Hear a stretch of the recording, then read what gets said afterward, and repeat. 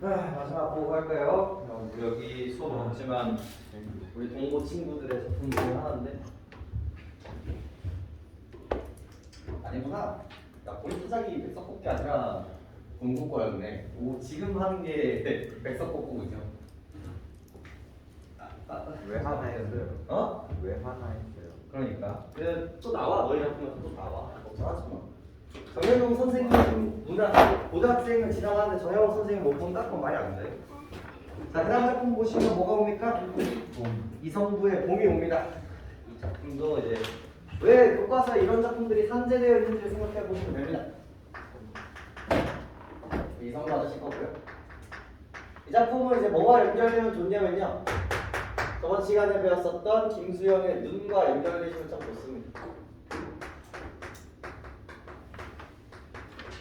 시대가 거의 유사해요. 그래서 이번 기회에 이쪽 라인들을 조금 한번 챙겨보자. 이쪽 라인들을. 저번에 이제 눈 하면서 같이 보여드렸던 게 뭐였죠? 껍데기는 가라는 거 이제 보여드렸었죠. 시간상 그랬는데 오늘은 그쪽 라인들을 조금 더 한번 살펴보도록 합시다. 자, 그럼 우리가 이제 느낌이 와야 돼.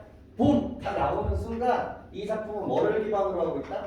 계절적 이미지, 계절적 심상을 이미지로 하고 있고 만약에 이게 긍정이라면 일반적으로 긍정이겠지. 이 봄이라는 이미지가 당연히 이런 겨울, 눈 이런 이미지가 부정적으로 쓰일 수 있겠구나라는 걸 우리가 형상할 수 있다는 거예요.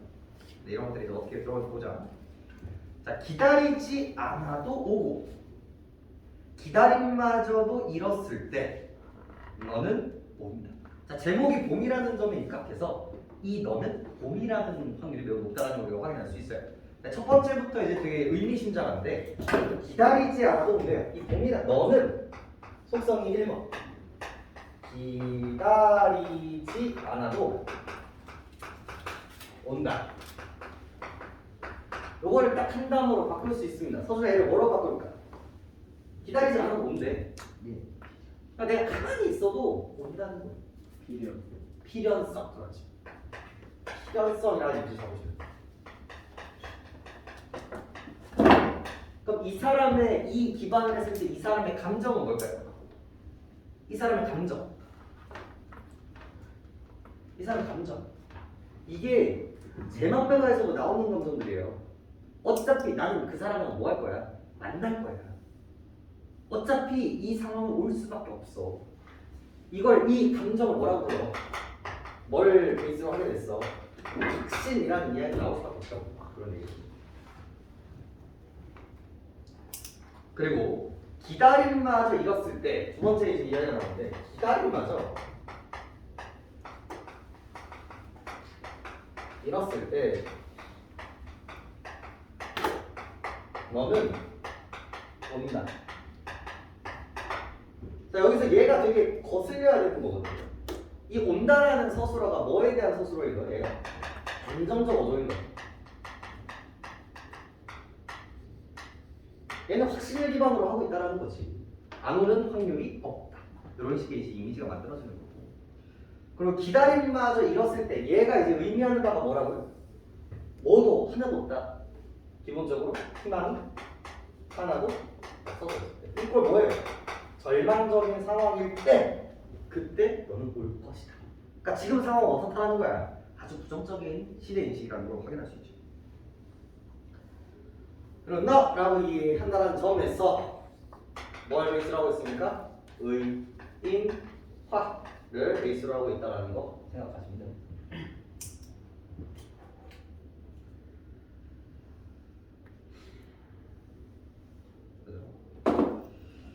어디 뻘밭 구석이거나 썩은 물뚱어리 같은 거를 기웃거리다가 한눈 좀 팔고 싸움도 한판 하고 지쳐 나자빠져 있다가 자, 지금 뭘 해주고 있어요? 네가 오는 길, 이 봄이 나에게로 이 오는 길에 뭐를 통해서? 열거와 나열을 하고 있어요. 열거와 나열. 첫 번째 뭐에 대해서? 뻘밭 구석 혹은 썩은 웅덩이 한눈 싸움 지쳐 나가쳐 있다가 이런 것들을 통해서 뭘 보여주고 있다? 이해가 오기까지 시련과 고난을 형상화한 부분이다 라고 생각을 해주시면 되겠고, 다급한 사연 들고 달려간 바람이, 여기서 좀 집중을 해주셔야 되는데, 다급한 사연을 듣고 달려간 바람이, 지금 이 상태에서 나서고 있다가 이제 누가 새롭게 등장을 해요? 너와 나 사이에 나의 메시지를 전달해주는 역할을 하는 애가 등장을 하는 거예요. 누가 등장해? 바람이 등장해요. 그럼 여기서의 바람은 긍정적일까 부정적일까? 긍정적인 소재인 거지. 왜? 무슨 역할을 해주는 존재예요? 정보를 전달해주는 역할을 하는 부분이기 때문에 얘는 역경이 아니라 긍정적인 소재로 등장을 하는 거예요. 당연히 의문법을 베이스로 하고 있는 건 당연한 거고요. 바람이, 다급한 사이를 들고 달려간 바람이 흔들어 깨우면 너는 눈을 부비면서 너는 더디게 온다 라고 얘기를 하고 있죠. 그래서 여기서 내가 얘한테 뭘 준 거야? 다급한 사연을 준 거예요. 그럼 얘의 시대의식이 뭐라고 생각을 한다면, 민주주의에 대한 억압이라고 생각을 한다면 자연스럽게 이어지는 부정적인 현실로 확인할 수 있겠고, 더디게 반복 보이시죠? 마침내 올 것이 온다. 여기서 동그라미 쳐야 되는 부분들은 뭐예요? 마침내. 여기 있는 이 단정적 어조와 동일하게 이 마침내 라는 이 부사어는 뭘 만들어줘요? 얘도 단정을 만들어준다는 거죠. 이게 이육사에서의 그 뭐랄까 어디냐 광야에서도 우리가 확인할 수 있는 부분들이에요. 그래서 나는 씨를 뿌리죠. 그리고 그 씨를 뿌리면 당연히 누가 오는 거예요? 백마를 탄 그 소인이 와서. 그거는 그 사람 단정하고 있어. 반드시 오겠다라는 이미지를 갖고 있는 거예요. 너를 보면 눈부셔 일어나 맞이할 수가 없다. 입을 열어 외치지만 소리는 굳어서 나는 아무것도 알릴 수가 없다. 그래서 감격스러운 마음 정도로 정리해주시면 되겠고요. 대꾸법 보이시죠? 뭐뭐 할 수가 없다. 뭐뭐 할 수가 없다. 대꾸와 반복, 유사한 풍사구조를 통해서 이 당시 느끼는 감정들을 강조하고 있다. 운율감을 형성하고 있다라고 보시면 되겠고. 그래서 간신히 왔기 때문에 가까스로 두 팔을 벌려 껴안아보는 환영이겠죠. 기쁨이겠죠. 너 번호법 보이시죠? 먼 데서 이기고 돌아온 사람아. 그래서 막 딴짓한다 막 이런 것들을 통해서 얘가 막 게으르다 이런 이미지라고 보시면 안 돼요. 이 사람은 이 봄을, 이 너를, 이 봄을 어떤 식으로 인식을 하고 있다는 거지. 역경을 이기고 온 사람이라고 인지를 하고 있다는 거지. 그래서 지금 부정적인 현실 속에서도 이런 긍정적인 이상적인 시대가 올 텐데 그게 쉽게 온다? 그렇지 않다. 하지만 그 고난과 역경을 이기고 결국은 올 것이다. 마침내 올 것이다. 라는 이제 단정적인 어조를 보여주고 있기 때문에 충분히 뭐에 대한 이야기라고 볼 수 있어요. 이게. 이 사람의 태도라고 이야기하면 충분히 뭐로 볼 수 있다? 의지적 태도가 베이스가 되어 있다는 얘기는 틀린 얘기가 아니라는 거죠. 이게 단정적 어조와 같이 세트야 얘네. 이런 얘기.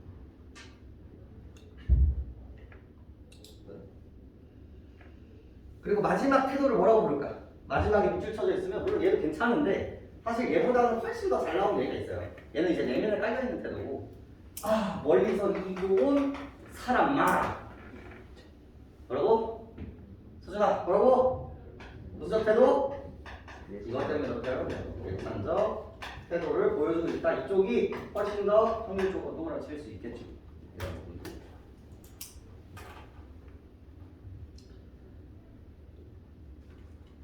이해와 감상 한번 읽어볼까요? 이 시는 봄에 상징적인 의미를 부여하여 새로운 시대가 올 것이라는 강한 신념을 노래하고 있는 작품입니다. 봄은 왜 하필 봄이었을까? 라고 생각을 해보시면 이 사고방식이 진짜 많거든요. 시들에. 봄은 계절순환의 심리에 의해 겨울이 끝나면 자연스럽게 오는 당위적인 속성을 지닌다. 당위적 동그라미 쳐보세요. 어제 당위적이 뭘까? 당위. 얘를 해석을 하려면 마땅히 그래야 한다라는 뜻이에요. 마땅히 그래야 한다. 너의 행동의 당위성을 설명해봐.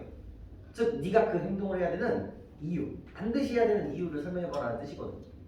그래서 당위적인 속성을 지닌다. 겨울이 시련과 절망의 이미지를 지니는 데에 비해 봄은 생명의 소생이라는 희망적인 이미지를 지니죠. 따라서 이 시에서 봄은 반드시 도래할 희망 정도로 해석할 수 있습니다. 1. 이행에서는 화자는 우리의 의지와는 관계없이 봄은 온다고 말함으로써, 그래서 여기서 내 의지가 오답이 되는 경우들이 많아요. 우리의 의지가 있어야만 온다. 이러면 당위성이 안 생기는 거야. 그러니까 의지가 있어야만이라는 전제 조건이 깔리기 때문에, 그러니까 필요성과 이제 대칭을 만들기 위해서 그런 문제를 내는 거고, 봄이 오는 자연의 섭리의 당위성을 드러내고 있고요. 신년과 십행에서는 좀처럼 올지 않은 같은 봄이지만 결국에는 오고 말 거라는 화자의 신념이 드러나 있죠. 그리고 마지막에는 마침내 도래한 봄을 맞이하는 화자의 감격이 이제 드러나 있는 부분이라고 볼 수가 있겠죠. 이 시에서 화자가 너로 의인화하여 그토록 기다리는 희망의 대상인 봄은 시인이 살았던 시대 상황이나 그가 평소 다루었던 작품 경험으로 미뤄볼 때 민주와 자유로 설명할 수가 있고요. 이 시는 겨울이 지나면 반드시 봄이 오듯 시대의 아픔과 절망이 언젠가는 사라질 것이라는 강한 신념을 노래하고 있다. 현실은 부정적이지만 네가 올 거는 당연하기 때문에 마치 겨울이 가면 봄이 오는 것처럼 마찬가지이기 때문에 나는 지금 의지를 가지고 기다리고 있다. 이런 뉘앙스로 정리를 해주시면 되겠죠. 특징만 읽어볼까요? 1번 확고한 신념에 찬 어조를 띤. 이거 어디서 확인할 수 있다고요? 온다, 반드시, 마침내, 이런 거 확인할 수 있고요. 2번 대상을 의인화하여 상징적으로 그려내고 있다. 계속 얘기했던 부분들이네요. 그리고 예찬적 태도 정도만 잘 챙겨가시면 되는 작품이겠네요.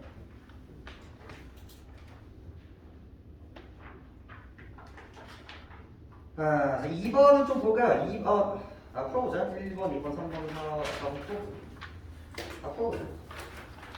그냥 2번은 체크.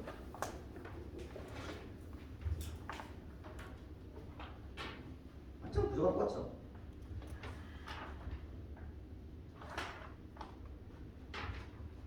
그 다음 작품이랑 이제 연결되는 겁니다.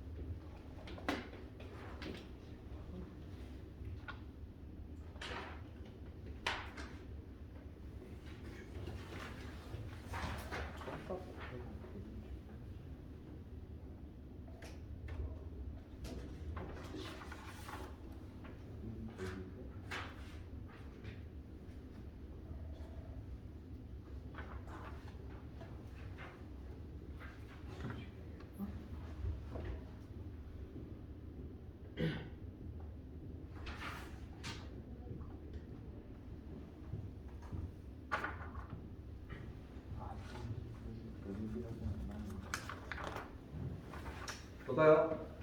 이 시의 표현상의 특징으로 적절하지 않은 것은 의나 맞고요, 상징 너무 맞고요, 감정이 틀렸죠? 이제는 안 틀리게 되겠지. 이거 감정이 가려면 슬픔, 몸 이런 식으로 등장을 해야겠죠.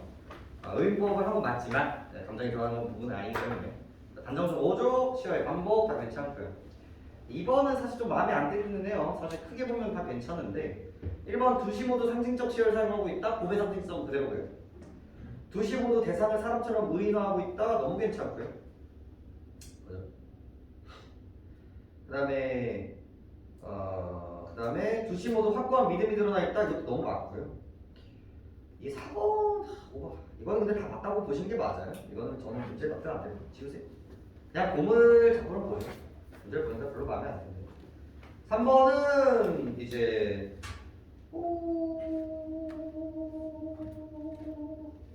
근데 이것도 조금 그렇다. 그래서 잘못 얘기하면은 될 수 있는 부분도 있고. 5번 되겠죠? 결국은 부재의식이 되는 거니까. 자, 그래서 봄은, 그래서 보기에 있었던 그 봄은, 그래서 이 백석고, 여러분들의 이 포인트, 그리고 다른 친구들의 포인트 역시 마찬가지입니다. 이 2주 동안 요거 형성하는 거. 내가 일제감정기 때 이육사 윤동주 있는 것처럼 김수영, 이성국, 신동엽 정도만 알고 있어도 이 민주주의 운동 거의 끝입니다. 이 사람 2에서 별로 벗어나지가 않아요. 그리고 그나마 얘네들이 비유적이에요. 그러니까 나머지 사람들은요, 민주주의요 기다려라. 그러니까 이런 식으로 되게 직접적으로 표출을 해. 그러니까 대놓고 얘기를 한단 말이야. 근데 이 친구들 같은 경우는 그나마 비유적으로 표현을 한단 말이죠. 그래서 여기 해설이 끝나면 그 다음에 나오는 민주주의들은 그냥 되게 시각적으로 자연스럽게 이제 해석이 될 겁니다. 그래서 이 이미지 갖고 간다고 생각하시면 돼요. 그죠? 봄은 우리 기억나? 우리 소준아, 이 신동엽 아저씨 우리 뭐 배웠어? 저번 시간에 배웠잖아요. 뭐 배웠어? 껍데기는 달아있지도 좀 라인들이었죠? 그래서 이 아저씨는 되게 중요해요. 자, 봄은 남해에서도 북녘에서도 오지 않는다. 이 작품에서는 이쪽을 통일로 해석을 하셔도 괜찮고요. 그다음에 민주주의에 대한 그 해결. 근데 이게 되게 많은 것들을 녹여내고 있는데 일단은 통일이라고 생각하시는 게 좀 편해. 그러니까 이데올로기의 해결이라고 생각을 하시는 게 훨씬 더 좀 보편적입니다. 봄은 남해에서도 북녘에서도 우리 동서남북 했을 때 남쪽은 어딜까요? 남쪽. 남쪽은 어딜까요? 일본. 동서남북에서 북쪽은 어딜까요? 러시아, 중국. 그래서 외세에서도 오지 않죠. 그리고 여기서도 않는다를 통해서 뭘 보여주고 있습니까? 단정적 어조를 보여주는 거예요. 이런 단정적 어조를 이미지화하는데 적합한 세트겠죠. 그러니까 이 당시의 지식인들한테는 이 부정적인 현실은 타협할 여지가 없는 거예요. 이게 이렇게 하면 좋기는 하겠는데 조금은 좀 고민을 해봐야 되지 않을까? 이런 어설픈 마음이 아니라 그냥 여기는 그냥 무조건 악인 거예요.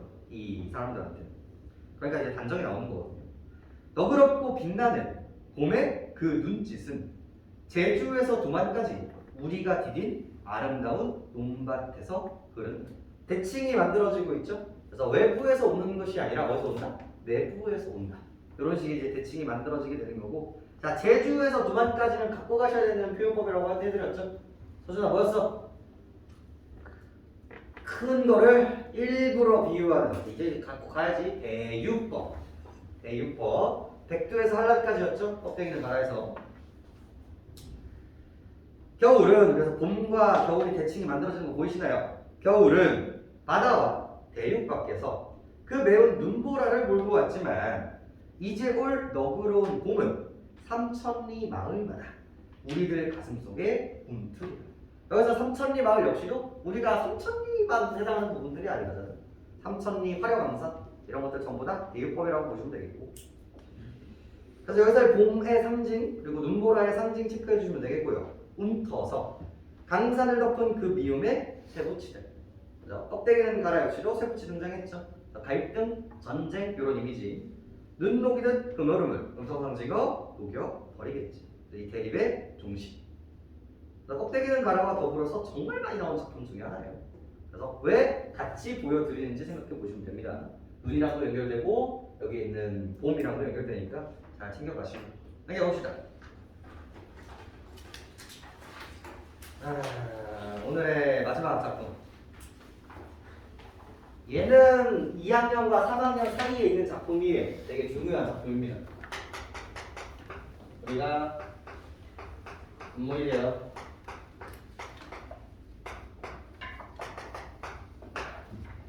이것들을 이제 통합하면은 요게 돼요. 사실 메시지가 되게 뭐랄까 3학년 작품이긴 하거든요. 근데 난이도가 쉬운 이유는 메시지가 정말 명확해요. 그러니까 수많아져 있다라기보다는 되게 일반적인 비유를 한단 말이에요. 우리 이제 봄 뭐예요? 통일. 겨울 뭐예요? 외세, 억압. 장애물. 이제 우리가 이렇게 납득이 됐잖아요. 그런 것들을 조금 더 이제 발전을 시켜봅시다. 자, 1번. 우리가 물이 되어 만난다면. 그래서 뭐라고 가지고 시작을 하고 있어요? 가정을 가지고 시작을 하고 있죠. 그리고 그 가정에 물이 되어 만난다면이라고 한단 말이야. 그럼 여기서 물은 긍정적 속성이야, 부정적 속성이야? 긍정적 속성이라는 걸 알 수가 있겠지. 그리고 이 물이라는 건 기본적으로 뭘 가지고 있다? 뭘 가지고 있다? 생명력, 화합을 가지고 있어요. 그래서 위쪽에 있었던 이 눈이라는 작품과 충분히 이 물이라는 소재가 매칭될 수 있는 여지가 만들어집니다. 그죠? 감은 어느 집에서든 좋아하지 않으랴. 그래서 지금 현실이 어떤 상황이라는 걸 알 수 있어요? 가물었다라는 걸 알 수 있어요. 그래서 생명력이 결여되어 있는 부정적 현실을 뭐와 연결을 시키고 있다? 가문, 집이라고 형상화하고 있다고 생각하시면 됩니다. 그리고 어느 집에선들 좋아하지 않으랴. 무슨 법? 서리법을 통해서 좋아하겠지 라고 얘기를 하고 있습니다.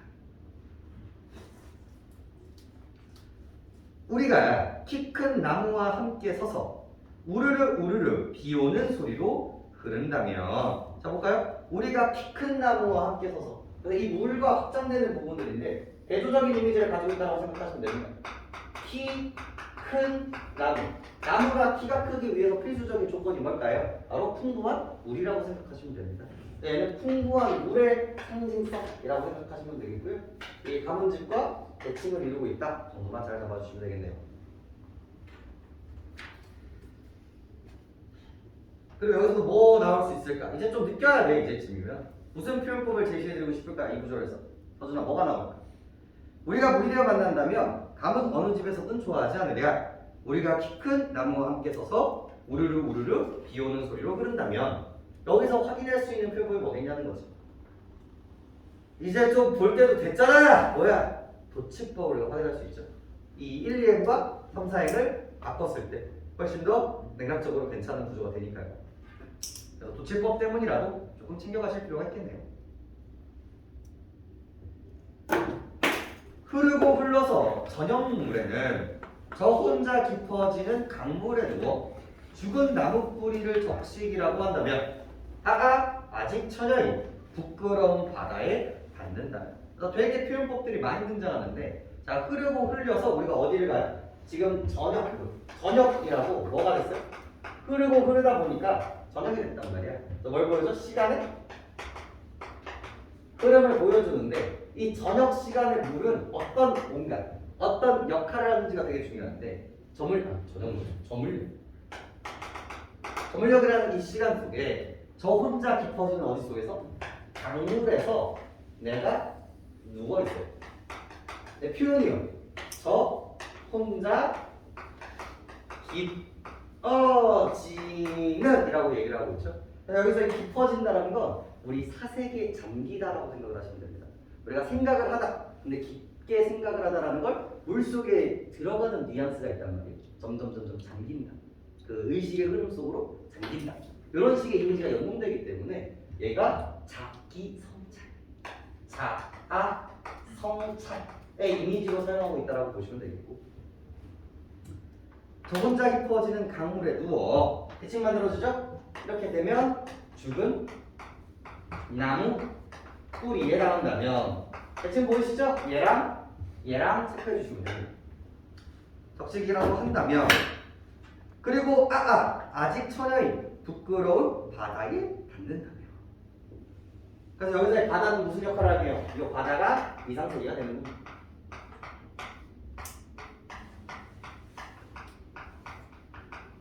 자, 여기서 퀴즈. 여기까지 끊었을 때 아주 중요한 표현법이 하나 있어요. 그리고 눈과 연결되는 작품입니다. 우리 눈에서 내가 1번으로 강조했던 게 뭐였지? 서준아? 1번으로 강조했던 게 뭐였지? 아는 게 뭐야? 기억하는 게 뭐야? 우리 1번이 뭐였죠? 눈은 살아있다? 흐르는 눈은 살아있다? 바닥 위에 눈은 살아있다? 점층법이었죠. 여기서 뭐가 들어있어? 점층법. 점층적 표현이 하나가 있습니다. 뭘까요?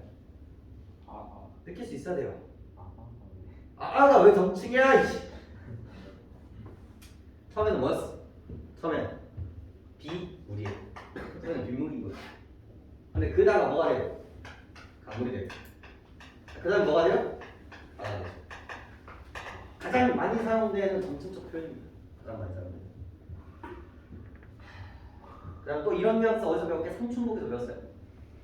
뭐가 점점 깊어지니까. 자연 속세에서 자연적으로 점점 깊어지니까. 이런 것들이 쌓여야 여러분들이 반응할 수 있어요. 점층법이라는 거에 대해서. 근데 이제 물리적으로 표현하는 거 이제 눈이 제일 명확했고. 얘 같은 경우는 이런 물과 강물과 바다. 요 속성이 이제 뭐하고 나오냐면 그 씨앗, 풀, 꽃, 열매. 요 구조에서도 정말 많이 나오는 구조라고 생각하시면 됩니다. 요 구조들. 우리 점층의 이미지도 조금 확장하면 돼요. 그랬으면 뭐한다? 좋겠다. 그렇게 하면 좋아하지 않겠느냐. 하지만 그렇지 않다? 모든 가정. 이 가정의 시작점은 뭐야? 현실은 그렇지 않다라는 거거든요. 이 가정이 긍정이라면 현실은 언제나 부정적이기 때문에 우리가 항상 가정을 했을 때 일반적으로 이제 긍정적으로 본단 말이지. 봐봐, 내가 복권에 당첨된다면 현실은 당첨되지 않는 쓰레기였기 때문에 그렇겠지. 그죠? 여자친구가 생긴다면 다 기준이 뭐예요? 다 없기 때문에 생기는 부분들이라는 거죠. 여기도 마찬가지입니다. 그러지 못하기 때문에 생각하는 소망들이라는 거죠. 그렇죠? 그러네. 지금 우리는 어떻게 만든대요? 불로 만나려고 한다.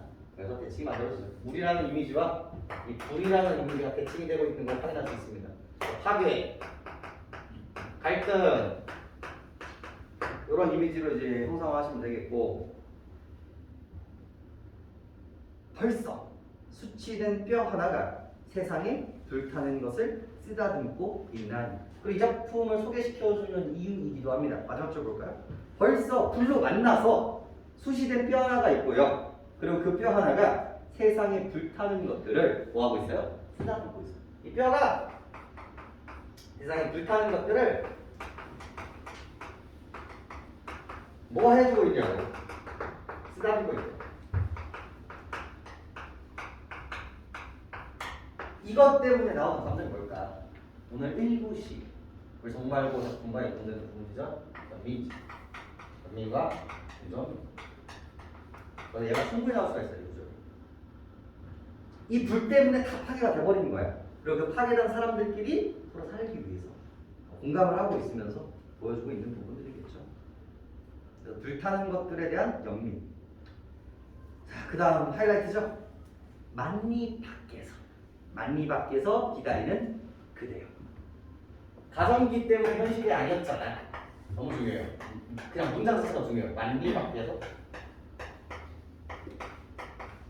기다리는 그대요. 자, 여기서 뭐 나오고 있냐? 만리 밖에서 거리감 나오죠. 항상 수량가 등장하는 순간 거리감 등장할 수밖에 없고요. 그리고 기다리는 그대여 라고 이야기를 했으니까 얘가 뭐예요? 뭐가 되는 거야? 청자 설정. 말 건네는 방식, 돈오법 잡히고요. 영탄적 어조. 그리고 얘는 뭐가 있게? 여기 부분이 어떤 뉘앙스인 거예요? 이미 그 사람은 있는 거예요. 그러니까 이게 있을까? 없을까가 아니라 그냥 기다리고 있는 그대여예요. 여기도 어떤 베이스가 깔려 있는 거예요? 감정이 깔려져 있는 거예요. 자신이 깔려 있는 거예요. 전 작품에 비해서는 좀 약하지만 이미 기다리고 있다는 걸 그냥 감정 짓고 있는 거예요. 저 불이 지난 뒤에 어떻게 하자? 흐르는 물로 이 역동적 이미지를 통해서 넘치는 생명의 이미지를 통해서 뭐라고 합니까? 만나자. 오늘 작품들이 이런 구조들이 많죠. 만나, 먹자, 공부하자, 설명 없이. 다음 순간 여기죠. 이 작품들을 많이. 제가 보여드리는 작품이 막 뭐랄까 막 구석에서 끌고 오는 작품들이 아니에요. 구석에서 끌고 오는 작품이면 오히려 틀려도 괜찮아요. 오히려 그거는 이 선생님 좀 심했다. 이 작품은 그냥 진짜 잘하는 애들 맞추라고 했구나 이렇게 그냥 받아주시면 돼요. 아까처럼 어떻게 했어? 해석이 안 되는데 하지만 얘네들은 보편성을 띠고 있는 작품들이에요. 그래서 여기서 틀리는 거면 선생님이 너무 과하게 내셨다가 아니라 이 정도는 공부해놔야 돼. 그리고 설사 사이드에 있는 정말 저기 깊숙이 있는 애들도 같은 결로 다 풀려. 걔도 어차피 청경 쓸 거고, 걔도 어차피 명령은 쓸 거고요. 걔도 어차피 계절만 쓸 거예요. 그리고 이게 역사와 전통을 가지고 있어요. 일제감정, 일본 놈들이 겨울이야. 6.25 전쟁 겨울이라고. 그지? 민주주의 억압이 겨울인 거고, 인간소에 힘들게 하는 새끼들이 겨울인 거야. 다 똑같습니다. 그래서 그런 이미지들 생각해 주시고, 푸시시 불 꺼지는 소리로 말하면서, 그죠? 올 때는 인적 끝이 넓고 깨끗한 하늘로 와라고 이야기를 하고 있죠. 그래서 아까 전에 잡아드렸던 이 바다와 똑같은 이상 세계로서의 하늘 이미지 잡아주시면 되겠고요. 이렇게 뭐 보리타작이랑도 연동돼서 충분히 가능한 이야기가 되겠죠. 언제나 이상향을 가지고 있는 시들은요 잘 챙겨주실 필요가 있고요.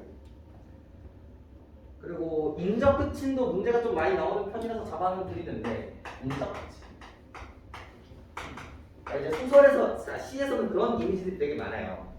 기본적으로 모든 갈등은 어디서 비롯한다? 프로 인간 세계에서 비롯된다는 사고방식이 되게 많습니다. 그래서 인적 끝인이라는 건 결국은 싸움이 없는 평화로운 이런 뉘앙스라고 생각을 해주시면 됩니다. 그러니까 요거를 조금 변주하면 사슴이 나를 보아도 도망가지 않는, 물고기가 인간을 보아도 도망가지 않는. 왜 도망가지 않겠어요? 인간이 지들을 잡아먹는다는 것을 인지하지 못하는 상태라는 거죠. 그래서 그런 식으로 이제 표현을 많이 해. 됐죠? 그렇게 좀 챙겨가셔야 되는 작품입니다. 오늘 사실 뭐 제일 중요한 작품이 뭐냐라고 하면 이 작품이 여러분들이 난이도를 올린다라고 생각을 했을 때 이렇게 뭐 설명을 드렸지만 얘네들은 어떻게 될지 모르겠어. 근데 진짜 기본기야. 개 기본기야 그냥. 1학년 때도 여러분들이 충분히 문제를 풀면서도 접했을 작품들이 그래서부터 껍데기는 가라 쉽잖아. 그 결이야. 그 정도로 이제 쉬워야 되는 작품들이니까 이번 기회에 다 챙겨가시길 바래요. 조금만 더 가볼까요? 뭘 보면 좋을까? 문제 중에 좀 어려울 만한 것만 보여드리죠.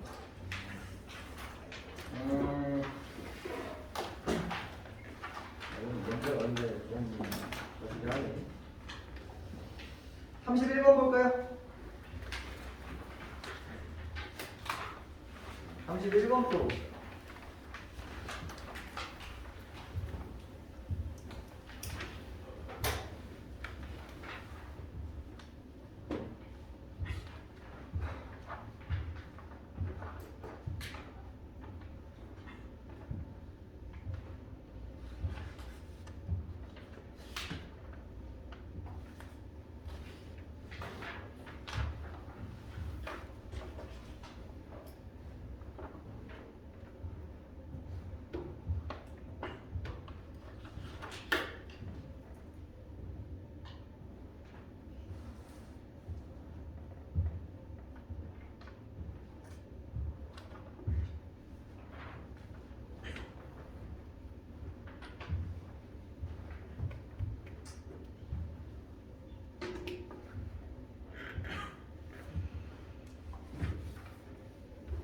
번이야 손가락 할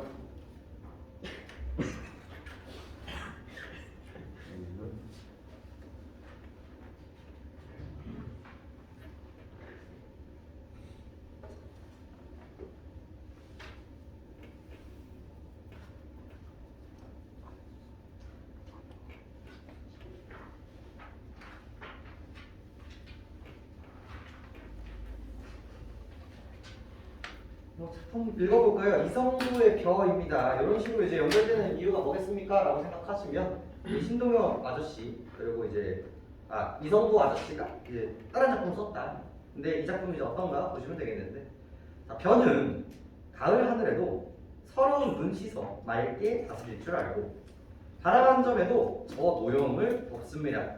저의 가슴도 더운 줄을 압니다. 자, 이걸 해서 어떻게 해야 될까요? 그리고 일반적으로 벼는 어떻게 해석해야 될까요가 포인트예요. 그래서 벼는 뭘 상징할까? 일반 민중들, 대중들을 상징한다고 생각하시면 됩니다. 근데 얘네들의 속성은 뭐냐는 거지. 서러운 눈 그리고 바람 얘네들 전부 다 뭡니까? 부정적인 시련이란 말이야. 하지만 그 시련 속에서도 노여움을 다스리고 더운 줄을 안다는 거지. 우리 오프닝 때 무슨 얘기했죠? 우리는 수리탄 던지지 않는다고 했었죠. 제일 여러분들이 이제 가깝게 이해하실 만한 이슈들이 있다. 우리 민족 되게 웃겨요. 끝까지 이렇게 물러다 보다가 정말 결정적인 순간에서는 나오거든요. 그러니까 이게 좀 나쁘게 표현해서 이제 냄비 근성 이런 식으로 이제 표현을 많이 하는데 정말 우리가 망할 것 같으면은 나서요. 끝까지 참다가 딱 그 지점에 이제 나오거든요. 그게 이제 제일 대표적이었던 게 이제 탄핵. 우리 세월호 때만 하더라도 그냥 슬슬 넘어가고 있었잖아요. 근데 이게 이제 뒤쪽에 그런 이슈들이 있다는 걸 깨닫고 우리 광화문 가가지고 촛불 들고 있잖아요. 그러니까 그게 이제 역사적으로 전 세계적으로 없어요. 그렇게 할 수 있는 나라가 거의 없었거든. 너 죽고 나 죽자 이제 단두대 걸어두자 뭐 이런 느낌이었고. 그 전에도 실제로 임진왜란 같은 경우도 병자호란 같은 경우도 나라가 구했나? 아니지. 전부 다 누가 했어요? 우리 민중들이 했고. 그다음에 우리 금모으기 운동 여러분들은 아예 이미지가 없겠구나. 여러분들 IMF 이미지가 아예 없죠. 제가 여러분들 나이 때 IMF였거든요.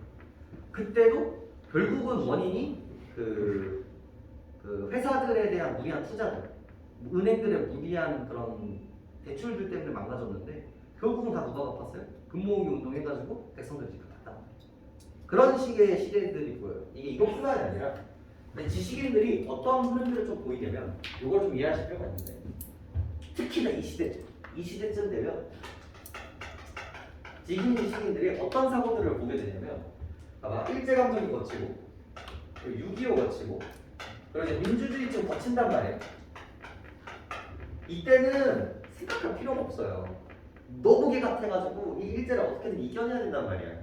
그래서 극복에 좀 포지션을 두고요. 근데 이때는 너무 힘든 거야. 왜 그럴까? 동족 상잔이. 우리 사람들끼리 싸우고 있다는 거고 그리고 이렇게 우리 열심히 하고 있었잖아요. 근데 그 다음날 여기가 없는 거야. 그 다음날 내가 죽고 그 다음날 여기가 안 나와. 그럼 학교 다니는데 반씩 줄어요. 왜? 다 죽어서. 어제까지 같이 새콤달콤 나눠 먹고 있었는데 죽은 거야. 그런 시대에서 무슨 문학 작품을 쓰겠냐는 거죠. 그래서 이 시대 때가 존나 리얼리즘이에요. 우리나라에는 피노키오 같은 게 없어요. 난 어렸을 때 되게 궁금했어. 서양은 피노키오든 막 예쁜 판타지, 해리포터 같은 판타지들이 정말 많은데 왜 우리나라는 그런 게 없을까라고 고민을 되게 많이 해봤었거든요. 그러니까 노잼인 거야 우리나라 문학 작품들이. 왜 그럴까? 근데 이때 그런 거 쓸 수 있었을까? 아닌 거야. 그래서 옆에 못 잘리고 있는데 다 이렇게 쓰고 있으면 말이 안 된단 말이야. 그런 시대였단 말이죠. 근데 이때 이걸 그치고 이제 민주주의까지 했단 말이야. 간신히 해놨는데 뭐야 그때까지 이걸 다 해보려고 하는 거야. 얼마나 지식인들이 빡치겠어. 근데 결국 이걸 어떻게 이겼냐? 4.19 운동을 이겼네. 3.1 운동처럼 결국은 민주들이 모여서 이겨낸단 말이야. 피로써. 근데 이 과정을 거치고 나서 이 지식인들이 뭘 깨달았어요? 이때는 삶의 허무함이 존나 세. 그러니까 약간 중이병 같은 거야. 우리 인간은 어디서 오고 어떻게 이겨내는가. 우리의 운명. 그리고 되게 시대에 맞게. 아 이게 운명이구나. 아 이게 이럴 수밖에 없구나. 우리의 잘못이 아니구나. 하나님 저희를 모아주세요. 이런 걸로 끝난단 말이에요. 근데 이때쯤 되면 어떤 사고가 옵니까? 다 누가 이겨낸다? 결국은 민중들이. 결국은 이런 모든 것들을 이겨낼 수 있는 힘들은 우리들이고. 라는 거에서 이 가치관 다 어디로 가요? 민중들한테. 그러다 보니까 이런 시들이 계속 나오는 거예요. 이런 시들. 그래서 여기서 벼 같은 경우는 그 민중을 상징한다고 생각하시면 됩니다. 그래서 벼가 떠나며 바치는 이 넓은 사람. 쓰러지고 다시 일어나서 보이는 이 피 묻은 그리움. 이 넉넉한 힘. 해석이 안 되셔도 뭘 우리는 확인할 수 있어? 이 벼가 가지고 있는 생명 정도만 생각해 주시면 되고요. 아이가 민중을 상징하는 정도라고 생각을 하시면 3번 정도는 이제 뽑아낼 수 있을 것입니다. 이성구 아저씨가 쓰는 작품들이 다 이런 결들이에요. 이런 결. 백석고 친구들은 조금 더 보겠죠? 34번 마무리하겠습니다. 34번 가죠.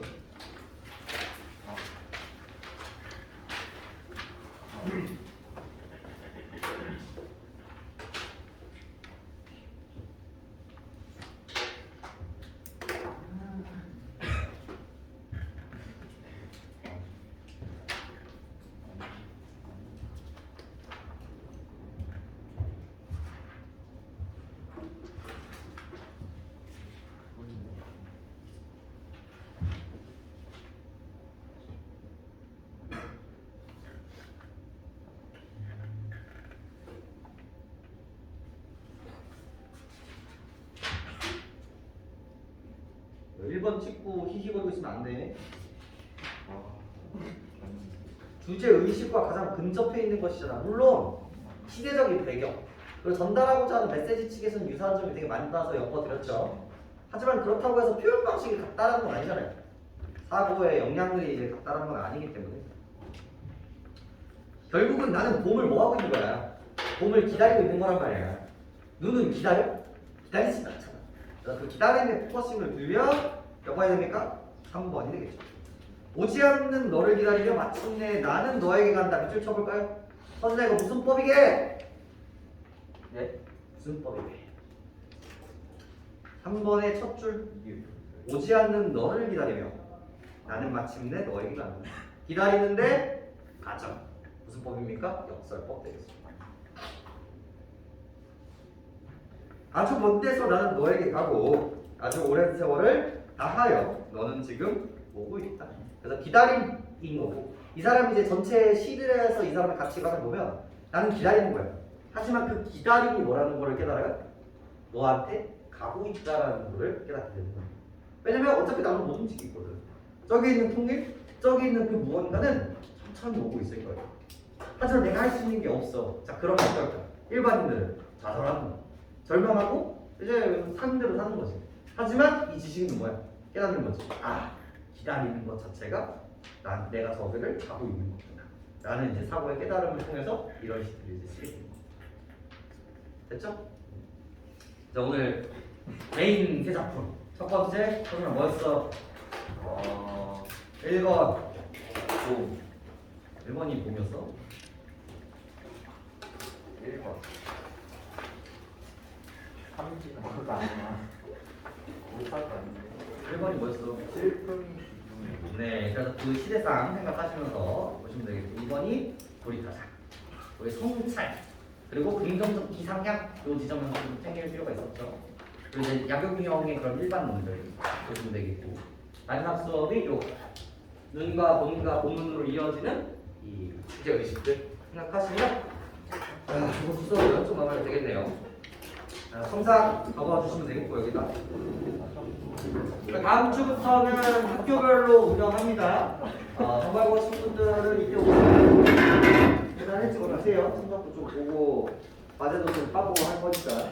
그리고 백사 보신 분들은 저랑 얘기 좀 하죠. 얘기랑 몇 시야? 네? 네.